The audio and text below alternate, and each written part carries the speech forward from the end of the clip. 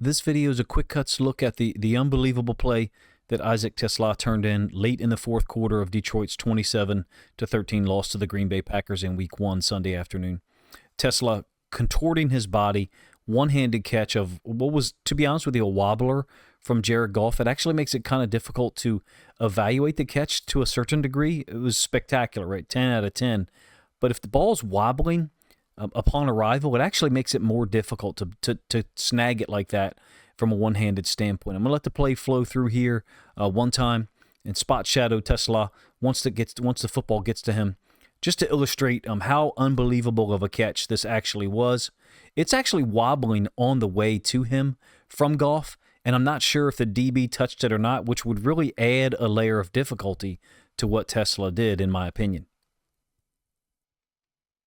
We'll come back to that angle in a moment. I'm sure you're familiar with the score and the time frame. It's late fourth quarter. It's a 4th and 4. In fact, Green Bay is in the lead 27-6. So this doesn't matter necessarily in the context of wins or losses. I don't know about you. First of all, we don't get this angle from the broadcast, but Goff is certainly looking over here to where St. Brown is, and then Teslaa up in the top corner of our frame.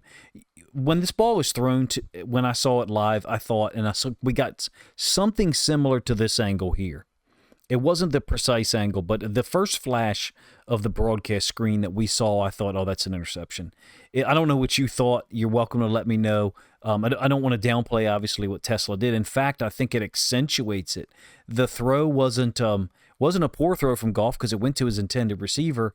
It was ruled incomplete to start to begin, which, was fine because I actually thought it was incomplete. And then when I saw the ref's reaction, and you get a little bit of it here before it cuts off, these two refs start to come together, gives you an idea that, okay, this may actually be determined to be a completed pass. I'll give you the end zone angle one more time. Quick Cuts is a video series that I'm trying to do 2 to 3 minute videos. They oftentimes end up being longer in the 5 to 6 minute variety.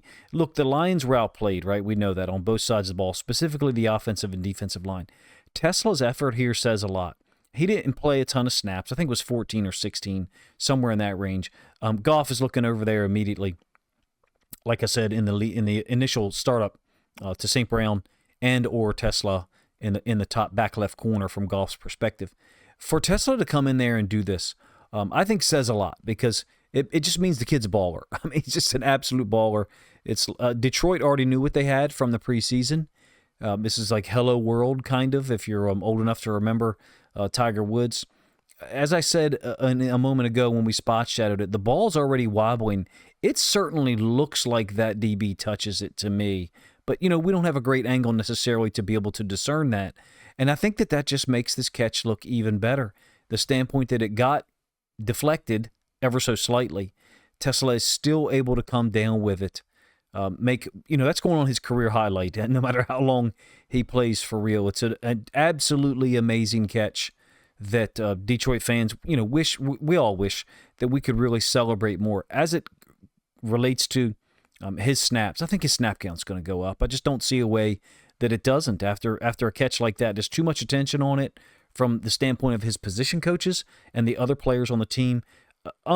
Just really beautiful what Amon-Ra St. Brown did there, in that he recognized that it could possibly be his first career touchdown. Went got the football because I guess Teslaa had given it to the ref while they were talking about the situation. I will make a point here about Teslaa playing X and how that compares to some things across the rest of the league. There's a lot of other teams that are going to smaller X receivers this year. JSN for the Seahawks, he actually played a lot of X receiver Sunday against the 49ers, had a lot of impact. He also had one fumble, so an up and down day for him to a certain extent. My point is, for St. Brown to have played so many snaps at X, that surprised me. It really did. I think you could put St. Brown anywhere. You could put him at running back, and he could make plays.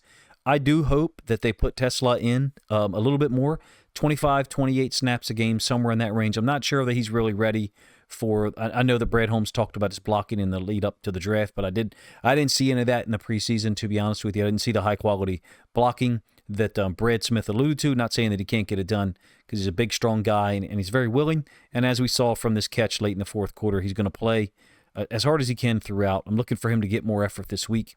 If you guys like the quick cut style video, please let me know in the comment section. It's what I want to do a lot of this year to try to bring attention to certain plays across the league. Appreciate you guys' time.